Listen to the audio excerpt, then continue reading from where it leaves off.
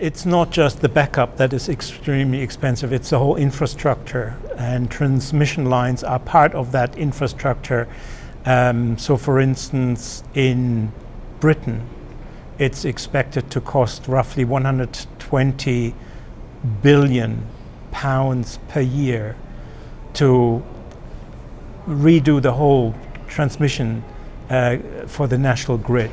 So the costs of these transmission lines are very, very high, and they obviously have to be added to energy bills.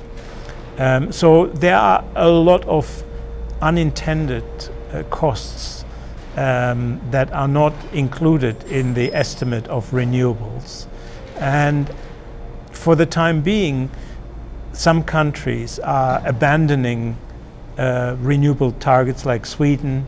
They are going for nuclear instead of renewables, because renewables have become too expensive. They have to be extremely highly subsidized. No one is building renewables without subsidies. And people are beginning to realize that this is perhaps not such a good technology after all. But some of the governments are sticking to renewables until they are kicked out, basically. And that's what's happening in Europe.